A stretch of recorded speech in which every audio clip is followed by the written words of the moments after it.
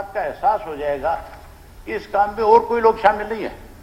वो लोग शामिल है जिनकी सरकार के अंदर बड़ी पैठ है, जिनका सरकार के मंत्रियों से, जिनका सरकार के बड़े अधिकारियों से सीधा संपर्क है, वो लोग इसमें शामिल है। मैं 2 नाम आपको पढ़ करके बता देता हूं, 2 की आप जानकारी मंगवा लें, कल बता दें, परसों बता दें, जरूरी नहीं आज ही आपको पता लग जाए। एक तो नाम है इसका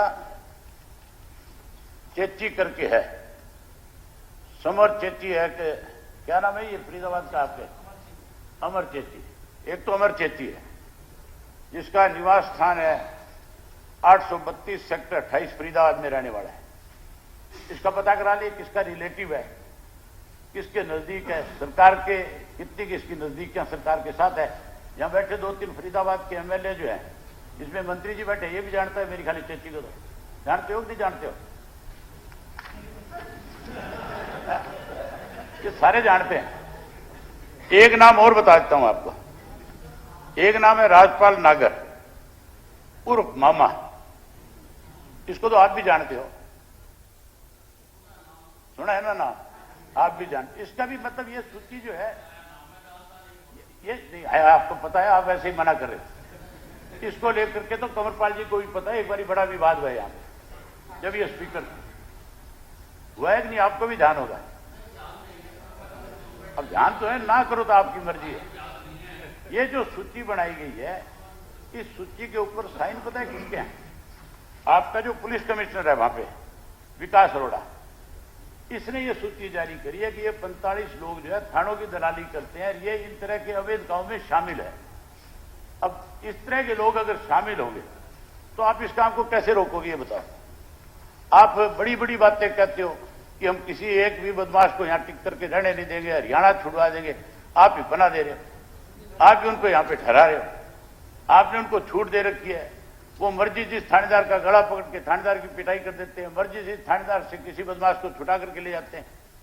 ये चर्चा पहले भी इस हाउस में इन लोगों के बारे में हो चुकी है। ये 2 चीजें मैं आपसे जानना चाहता हूं, और बहुत सारी चीजें ऐसी है जिनके ऊपर आपकी सरकार के द्वारा अंकुश लगाने के बजाय पना देने का काम किया जा रहा है। आप 22 के 22 जिलों की जो रिपोर्ट इस तरह की आई है आपके पास है, उसको भी सार्वजनिक करो ताकि पता लगे कि कौन कौन लोग जो हैं थानों की दलाली में शामिल है और वो किन राजनीतिक दलों से संबंध रखते हैं, किन राजनीतिक व्यक्तियों के साथ उनके संबंध है। मैं तो आपसे उम्मीद करूंगा कि आज तो आप नहीं दे पाओगे, लेकिन कल या परसों में अगर पूरी डिटेल हमें आप दोगे तो बहुत अच्छी बात होगी, प्रदेश के लोगों को एक अच्छी जानकारी मिलेगी। और आपसे उम्मीद करूंगा कि ऐसे लोगों के खिलाफ आप सख्त कार्रवाई भी करोगे। और ये जो रिपोर्ट आपके पास प्रस्तुत की गई है, जो बना करके दी गई है, जो लोकसभा वाली मैंने आज की विधानसभा की कार्रवाई की आपको बताई है, इसको भी आप दुरुस्त कराओगे कम से कम। ठीक है, धन्यवाद।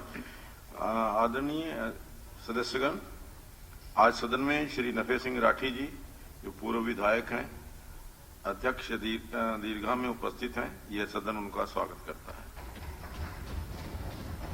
श्री बलराज कुंडू जी प्रश्न पूछ सकते हैं। बलराज कुंडू नहीं है। श्री नीरज शर्मा जी। अध्यक्ष महोदय, ये बहुत दुख की बात है, आदमी की जान जाना, चाहे अवैध शराब का मसला हो, जहरीली शराब का मसला हो, चाहे नशे का मसला हो। एक तरफ आज हमारे मंत्री जी ने बहुत तगड़ी स्टेटमेंट दी कि मैं बुरे काम करने वालों को बख्शूंगा नहीं। अच्छी बात है, हम सपोर्ट करते हैं इस चीज की। और मैं एक बात हमेशा कहता हूं, घटना होने से कोई नहीं रोक सकता। सरकार क्या कर रही है, सरकार का दायित्व क्या है, यह निर्भर करता है घटना होने के बाद आपने एक्शन क्या लिया। ये 2020 की कमेटियां बनी पड़ी हैं, 4 कमेटियां, उनके ऊपर एक कमेटी और बना दी कि उनका अध्ययन करेंगे। भाई एक्शन क्या है, कौन अधिकारी शामिल थे, किसकी वजह से घोटाला हुआ, अवैध शराब कौन बिकवा रहा था। वही वाली बात है कि एक चुईया भी अंदर गई क्या आज तक, किसी पे कोई एक्शन क्या हुआ। अब 1 सदस्यीय कमेटी है, 4 कमेटियां पहले हैं जवाब में, उसके ऊपर 1 कमेटी और बढ़ा देना जब तक 2024 आ जाएगा। पर एक्शन कब होगा मंत्री जी? एक्शन चाहिए। हरियाणा की जनता आपसे उम्मीद कर रही है कि जिस हिसाब से आपके बारे में कहा जाता है। और दूसरा, आज हमें बड़ी शर्म आती है, हम एनसीआर के पार्ट हैं, हमारे बच्चे इस नशे के अंदर डूब रहे हैं, हमारे बच्चे जा रहे हैं जवान, फरीदाबाद में ओवरडोज की वजह से जवान बच्चे चले गए और किसी को कुछ नहीं हो रहा। चाहे करप्शन की बात कर लें, चाहे इन मामलात की कर लें, चाहे और किसी चीज की कर लें, आज हरियाणा के बारे में एक चीज फेमस हो गई है देश के अंदर, एनसीआर के अंदर बैठे हम, हरियाणा में everything is purchasable and manageable, क्योंकि दोषियों को डर ही नहीं है, क्योंकि सरकार हाथ पे हाथ धरी बैठी है। एक कमेटी, फिर दूसरी कमेटी, फिर तीसरी कमेटी। हम तो सिर्फ मंत्री जी एक बात जानना चाहते हैं, ये जितनी कमेटियां बनी हैं, एक्शन क्या लिया, एक्शन टेकन रिपोर्ट वो इस सदन को दे दो, और दोषी अधिकारियों पे क्या कार्रवाई की गई है वो सार्वजनिक कर दो, क्योंकि बाकी मैं सदन का समय लूं, सारे डेटा आपके आगे हैं। आज मैंने भी प्रश्न लगाया था, इंटेलिजेंस वाला भी, भाई गुमराह मत करो, ये सबसे बड़ा सदन है हरियाणा की, हरियाणा की सबसे बड़ी पंचायत है, सच्चाई से बात बोलो, उन अक्षरों को देख के बात बोलो जिनको हम बार बार पढ़ते हैं। मैं यही कहना चाहता हूं। मंत्री जी। अध्यक्ष महोदय, लॉकडाउन के दौरान जो शराब के बारे में सूचना आई थी, उसके बारे में मैंने एक एसआईटी बनाई थी, टीसी गुप्ता जी की रहनुमाई में।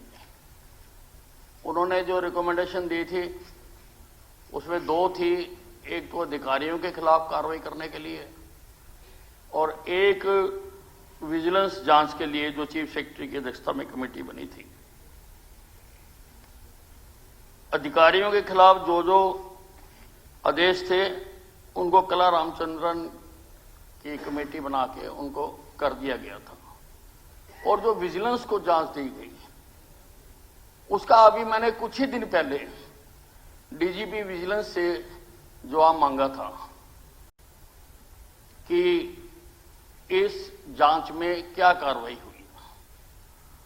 उन्होंने मुझे लिखित जवाब में बताया कि 209 लीकर कॉन्ट्रैक्टर्स की स्टेटमेंट्स रिकॉर्ड की जा चुकी है, 111 officers officials of excise and taxation department की भी स्टेटमेंट्स रिकॉर्ड की जा चुकी हैं। 869 gazetted and non gazetted officers officials of police department and 23 persons related to distilleries, breweries and bottling plants have been recorded during this inquiry so far. We have nothing to hide. कुछ भी हमको छुपाना नहीं है। जो कार्रवाई चल रही है वो मैं आपको बता रहा हूं।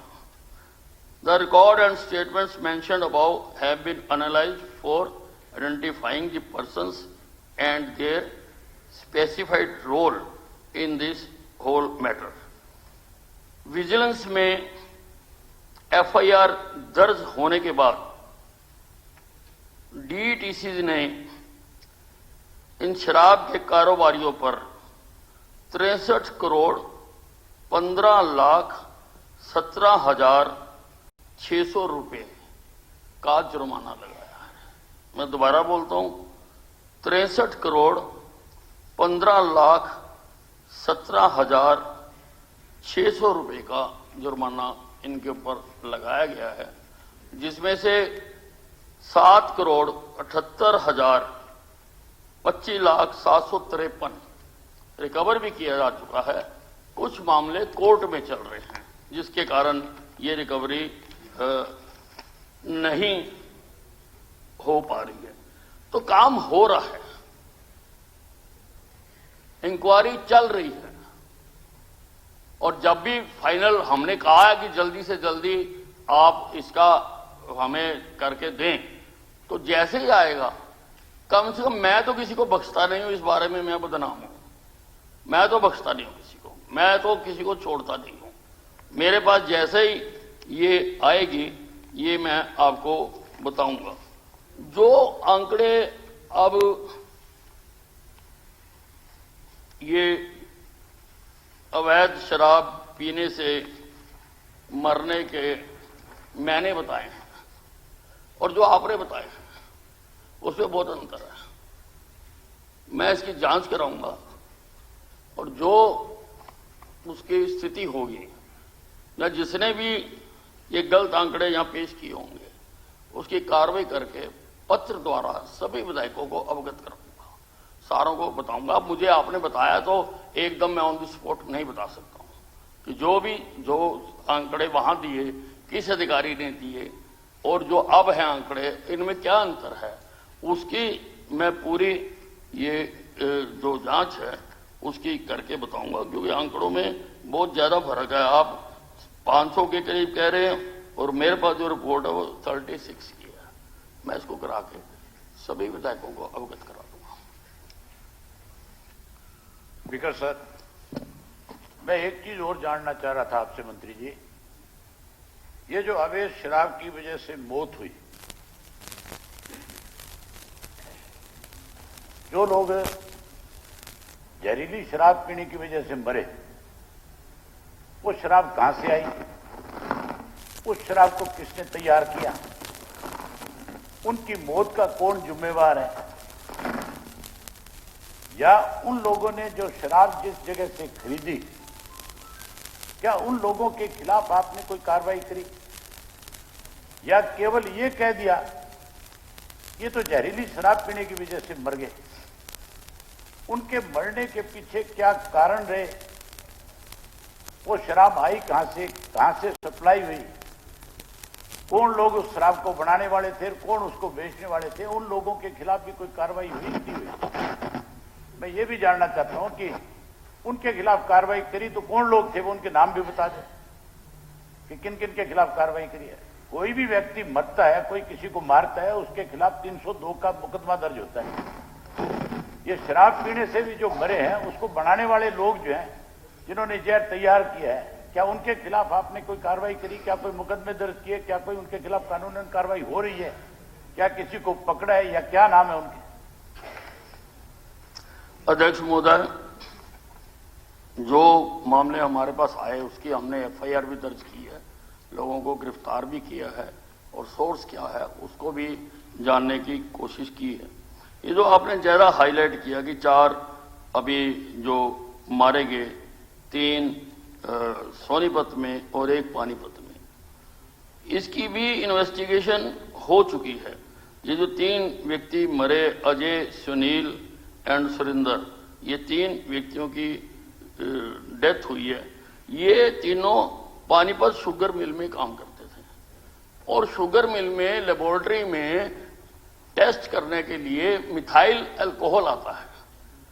देखने में तो मिथाइल एंड इथाइल अल्कोहल दोनों एक तरह के लगते हैं, लेकिन एक जानलेवा है, मिथाइल जानलेवा है, और इथाइल तो शराब में यूज होता ही है।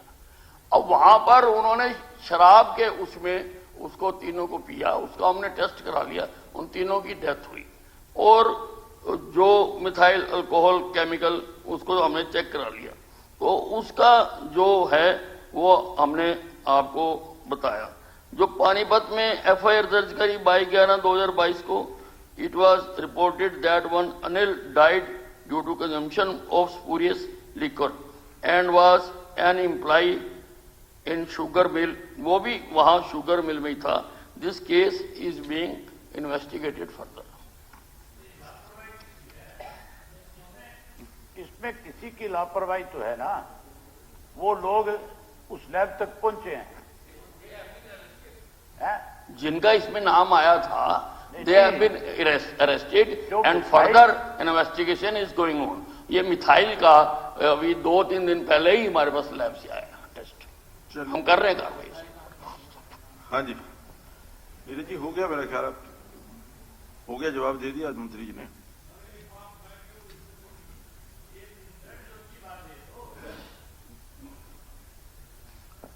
स्पीकर साहब, मैं आपके माध्यम से ये कहना चाहता हूं कि जब शराब पी पी के लोग मर ही रहे हैं तो आपने हाईवे पे जाते हो ना, आपने देखा 5 स्टार ठेके बन गए यहाँ। ये ठेके 5 स्टार बना के हम लोगों को मरने के लिए बुला रहे। एक ही चीज में तरक्की हुई है, मैं जब से देख रहा हूं भाई इतने बढ़िया बढ़िया ठेके बन गए कि मतलब कहीं बाहर जाने की जरूरत नहीं, आओ और पियो। और बाहर नेशनल हाईवे पे पेट्रोल पंप पे तेल डलवाने के लिए कट नहीं है, लेकिन शराब के ठेके पे कट है। तो कहीं ऐसा तो नहीं है कि सरकार की नीति से ही लोगों को प्रेरित किया जा रहा है शराब पी के मरो? थोड़ा सा इसमें भी आप थोड़ा कहो भी सरकार चौकस हो जाए। सिर्फ पैसे कमाना ही हमारा धर्म नहीं है, लोगों की सेवा करना भी होनी। बिल्कुल ठीक है, धन्यवाद। ये जो आपने मुद्दा उठाया है, अगर आपने इसको अपने उसमें कॉल अटेंशन में भी जोड़ा होता तो, क्योंकि ये दूसरे विभाग का मामला है, तो मैं उनसे इंफॉर्मेशन लेके वो भी आपको दे देता। कह रहा मैं तो एक पब्लिक इंटरेस्ट की बात कर रहा हूं। नहीं, ठीक है जवाब, ठीक है। माननीय सदस्यगण, धन्यवाद आप सभी का धन्यवाद। माननीय सदस्यगण, मुझे श्री वरुण चौधरी विधायक तथा 4 अन्य विधायक सर्वश्री आफ्ताब अहमद, भारत भूषण बत्रा, अमित शाह तथा श्रीमती शैली चौधरी द्वारा हरियाणा राज्य में विधायक स्थानीय क्षेत्र विकास निधि का प्रावधान करने के संबंध में अल्पावधि सूचना संख्या 1 प्राप्त हुई है। मैंने इसको स्वीकार कर लिया है। अब श्री वरुण चौधरी विधायक अपनी सूचना पढ़ें। धन्यवाद अध्यक्ष महोदय। पहले उनका नहीं, इसी पे आपका इसमें है ना। स्थानीय आवश्यकता आधारित बुनियादी ढांचा बनाने और विकास में क्षेत्रीय असंतुलन को दूर करने के लिए हरियाणा सरकार द्वारा प्रदेश में अब तक स्थानीय सांसद क्षेत्र विकास निधि एमपीलैट्स का राज्य संस्करण नहीं बनाया गया है। विधायक के निर्वाचन क्षेत्र में जब जन समुदाय के लोग अपनी अपनी समस्याओं को लेकर विकास कार्य करवाने बारे मिलते हैं, तब उनकी समस्याओं के शीघ्र निस्तारण के लिए विधायकों के पास उनके इन कार्य को पूरा कराने के लिए अलग से राशि का प्रावधान नहीं होता है, जिसकी वजह से विधायकों को जनता के समक्ष असहजता का सामना करना पड़ता है। अतः विधायकों द्वारा स्थानीय रूप से महसूस की गई जरूरतों को पूरा करने के लिए एवं टिकाऊ सामुदायिक संपत्तियों के निर्माण पर जोर देने के साथ साथ विकास प्रदत्त कार्यों की सिफारिश करने में सक्षम बनाने के लिए वर्तमान में प्रदेश में इस उद्देश्य की पूर्ति हेतु किसी फंड के गठन किए जाने का अनुरोध करते हैं। भारत में अधिकांश राज्यों में प्रत्येक वित्तीय वर्ष के लिए विधायक स्थानीय क्षेत्र निधि का प्रावधान है और भविष्य में इस असंतुलन को दूर करने के लिए इस राशि में समय समय पर जरूरतों के मुताबिक वृद्धि भी की जा रही है। इसलिए हरियाणा राज्य में विधायक स्थानीय क्षेत्र विकास निधि का प्रावधान बनाने की जरूरत महसूस की जा रही है। अतः इस विषय पर अल्पावधि चर्चा के लिए निम्नलिखित हस्ताक्षरी सदस्यों द्वारा अनुरोध किया जाता है। वरुण, श्री आफ्ताब अहमद, श्री बीबी बत्रा, श्री अमित सिहाग, श्रीमती शैली चौधरी। धन्यवाद। श्री देवेंद्र सिंह बबली जी। धन्यवाद अध्यक्ष जी। विधायक आदर्श ग्राम योजना PAGY एक राज्य प्रायोजित योजना है जो कि दिनांक 6/7/2015 को सांसद आदर्श ग्राम योजना SAGY की तर्ज पर लागू की गई थी।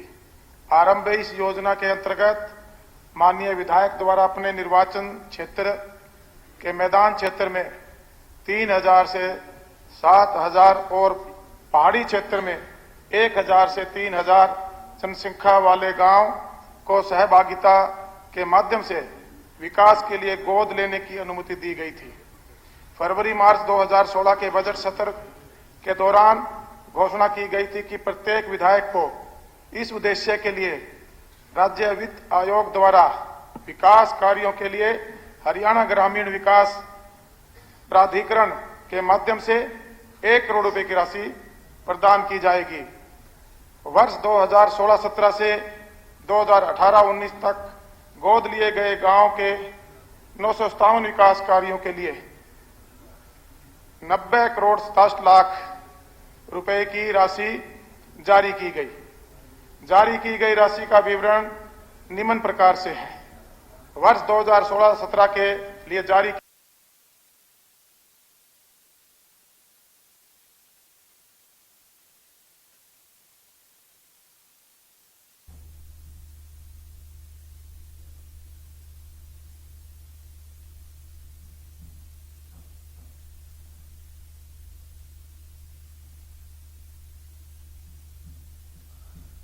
तो विधानसभा की कार्रवाई को भी आप सुन रहे थे। ध्यान आकर्षण प्रस्ताव पर आप देख रहे हैं कि अलग अलग विधायकों के द्वारा जो सवाल हैं वो जो लगाए गए सदन में उन पर चर्चा अभी फिलहाल जारी है। कुछ सवाल जो विधायकों के द्वारा पूछे जा रहे हैं उस पर संबंधित विभाग के मंत्रियों के द्वारा जवाब दिया जा रहा है। तो ध्यान आकर्षण प्रस्ताव है जिस पर अभी फिलहाल चर्चा हो रही है। 4 और विधायकों को आपको बता दें कि अभी बोलने का मौका विधानसभा स्पीकर के द्वारा दिया गया है और ये सीधी तस्वीरें हम आपको इसके पहले दिखा रहे थे जहां पर आपने देखा कि किस तरह से विधानसभा की ये कार्रवाई लगातार चल रही है। इंडिया न्यूज हरियाणा ये विधानसभा की कार्रवाई लगातार आप तक गांव के लिए 2 करोड़ रुपए के लिए कार्यों की सिफारिश कर सकते हैं।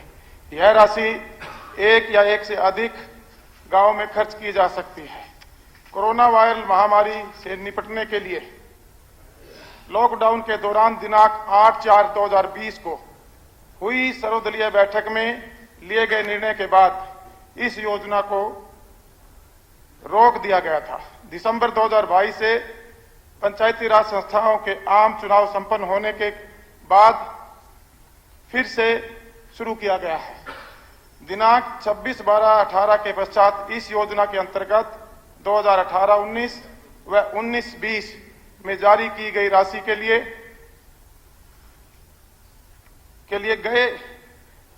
गए कार्यों का ब्यौरा निम्नलिखित प्रकार से है। वर्ष में जो जारी राशि गई 2018-19 में 19-20 में 27.34, 19-20 से 19-21 6.15 और उपयोग में जो हमारे राशि आई है 27 करोड़ रुपए और कुल योग 202 करोड़ रुपए। यह योजना सभी माननीय सदस्यों को उनके संबंधित निर्वाचन क्षेत्र में परियोजनाओं की अनुमति देने के लिए उपलब्ध है। पूर्ण शहरी विधानसभा निर्वाचन क्षेत्र के मामलों में माननीय विधायक नजदीक के ग्रामीण निर्वाचन क्षेत्र के किसी भी गांव के विकास कार्य का चयन कर सकते हैं। जो कोरोना की वजह से जो ये उस टाइम बंद करके दिया गया था, अब आप ये दे सकते हैं। अब हाँ बिल्कुल शुरू कर सकते हैं। अब अपने अपने जो मांग है वो दे सकते हैं, बिल्कुल ही लागू है। बिल्कुल चिट्ठियां मैं भिजवाऊंगा और अपने एस्टिमेट बनाकर दीजिए। ये पैसा आपको देने का काम।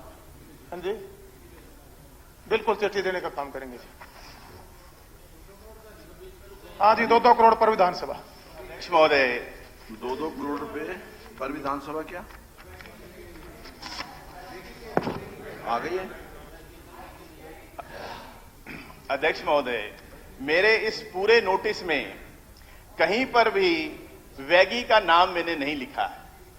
मैंने एमपी लैड्स की तर्ज पर एमएलए लैड्स की मांग की है। ये तो ध्यान भटकाने वाली बात है सर। और खुद मंत्री जी कह रहे हैं कि जिस तरह सांसद आदर्श ग्राम योजना है उसी प्रकार से विधायक आदर्श ग्राम योजना हरियाणा में चल रही है। सर मैंने तो उसकी बात नहीं करी। नहीं देखिए मैं बताऊंगा 5 करोड़ रुपए पर कंस्टिट्यूंसी जो विधायक अपने डेवलपमेंट के काम देता है।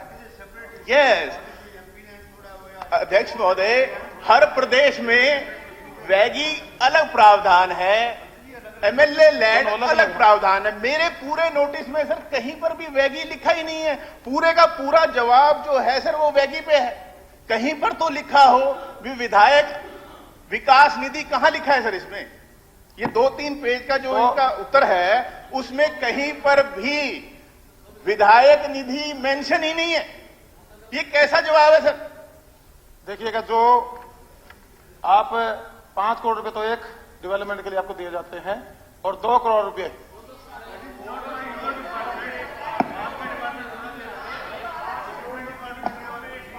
ये जो योजना थी सिर्फ कोविड के दौरान बंद की गई थी। अब आप 2 करोड़ की दो अलग अलग चीज हैं। जो 2 करोड़ एमपी डेवलपमेंट फंड होता है वो तो अब आप डिमांड करेंगे, कोविड की वजह से बंद थी, अगर अब आप डिमांड करेंगे डेवलपमेंट वर्क्स में इंक्लूजन की जरूरत है। वो तो वैसे ही करेंगे। कोविड के दौरान ये बंद करी गई थी योजना, अभी ये लागू है। आप अपने 2 करोड़ के काम भेजिए, उसको लागू करेंगे। सर ये जवाब सही नहीं है। मैंने क्या पूछा है, जवाब क्या मिल रहा है सर? हैं जी, ये तो प्रिविलेज का मामला बनता है सर। ध्यान भटकाया जा रहा है, ध्यान भटकाया जा रहा है सर। बात है, मैं तो एक ही बात कह रहा हूं, आप सीधा एक जवाब दो, एमएलए डेवलपमेंट फंड दोगे या नहीं दोगे? वो जो आप बता रहे हो तो अलग चीज है। एमएलए डेवलपमेंट फंड नहीं है, जिस तरह एमपी डेवलपमेंट फंड है वो नहीं है। इसमें बहुत अंतर है। देना न देना वो आपकी मर्जी है। अध्यक्ष महोदय, किसको देना किसको लेना इस बहस में हम लगे रहते हैं। आखिर हमारा उद्देश्य क्या है? हमारा उद्देश्य है कि अपने क्षेत्र के अंदर हम ज्यादा ज्यादा विकास के कार्य करा सकें, और जब ज्यादा ज्यादा विकास के कार्य करा सकते हैं तो किसी एक योजना में होता है दूसरे में नहीं होता, ऐसा नहीं है। हमने अलग अलग जितनी भी योजनाएं दी हैं, मेरे मित्र कह रहे थे कि वैगी तो हर प्रदेश में है। मैं पहले जानकारी इनसे लेना चाहूंगा कि किस किस प्रदेश में वैगी है, जरा मुझे जानकारी दे दें कि विधायक आदर्श विधायक रहा।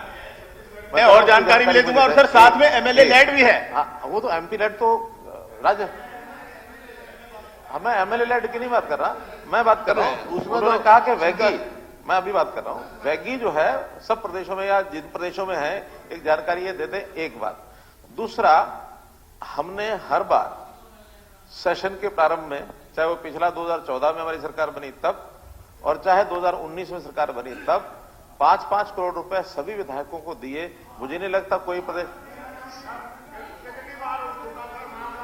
अच्छा, मैं सुनिए, मैंने रिपोर्ट मंगाई है, बैठिए।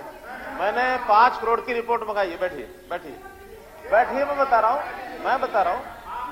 अरे बता तो रहा हूं, सुन लीजिए, मैं रिपोर्ट बता रहा हूं आपको।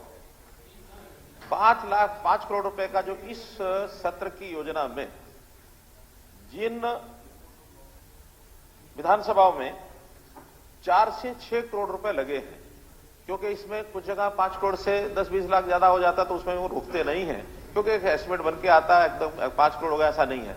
और ऐसे भी जहां 10-20 लाख रुपए कम भी रह जाता है, तो ऐसे 4 से 6 करोड़ रुपए की राशि 67 विधानसभाओं में पहुंच चुकी है, 67।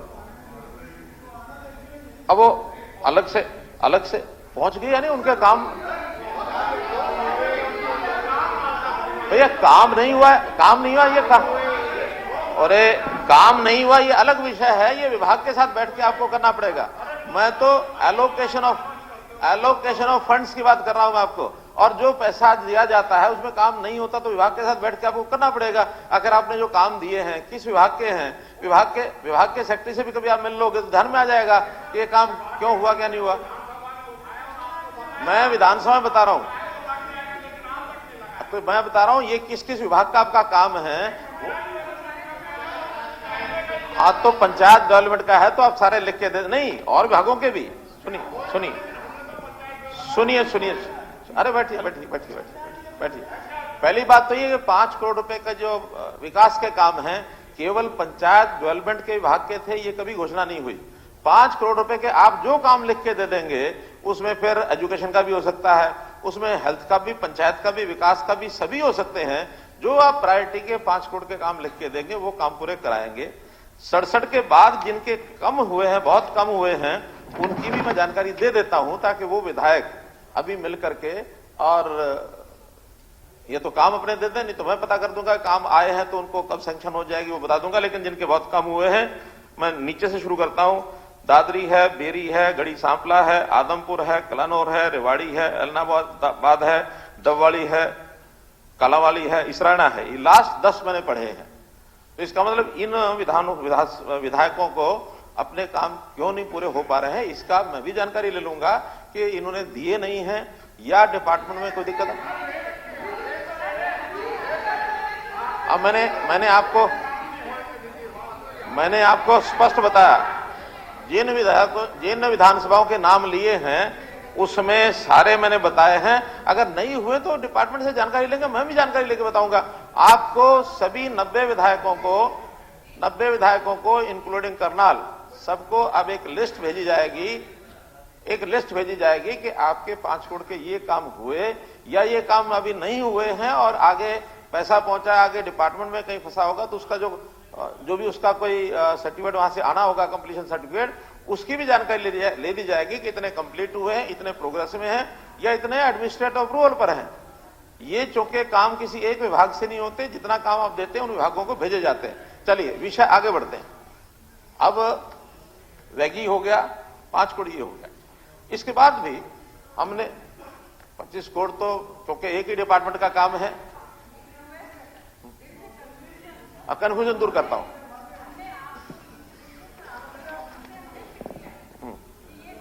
सैंक्शन हो गए जिसमें कि ये लिस्ट है सर, इसमें से कुछ काम तो मेरे विधानसभा क्षेत्र के नहीं है। मैंने कम्युनिकेट किया कि मेरे नहीं है सर। हमने 14 फरवरी 2020 को हमने चिट्ठी लिखी। मेरी सर एक विषय को सर मेरी एक रिक्वेस्ट है, हमें जो बाहर लेटर पे लिखा गया Geeta Bukkal MLA Jhajjar reserve constituency assembly constituency, एक तो मेरी क्वेरी ये है कि मैं मान लो महिला विधायक हूं, क्या मुझे स्पेशल ग्रांट मिलेगी? या मैं रिजर्व हल्के की विधायक हूं तो मुझे स्पेशल ग्रांट मिलेगी?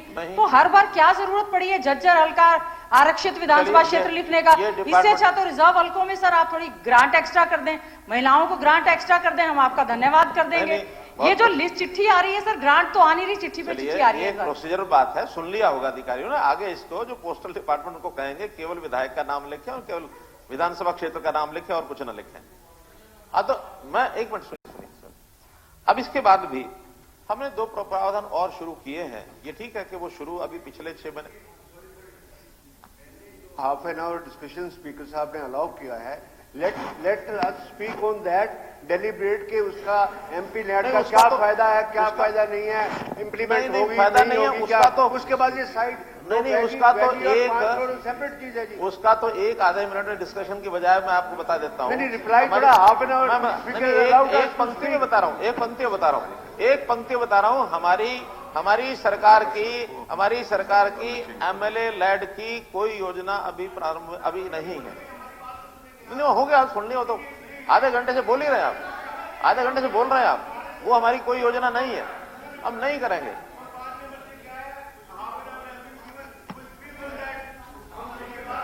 स्पीकर सर, हमारी चर्चा यही थी कि एमपी लैड्स की तर्ज पर हरियाणा में एमएलए लैड बने। इसी के लिए अल्प अवधि चर्चा का नोटिस। चलिए आफ्ताब अहमद जी, मैं कंप्लीट कर लूं सर, मैं कंप्लीट कर लूं। 2-3 मिनट का रह गया सर। हमारे पड़ोसी राज्य हैं सर, राजस्थान, वहां विधायक निधि 5 करोड़ हर साल प्रतिवर्ष, 5 साल में एक बार की नहीं बात हो रही। पंजाब 5 करोड़, हिमाचल 2 करोड़, उत्तर प्रदेश 5 करोड़।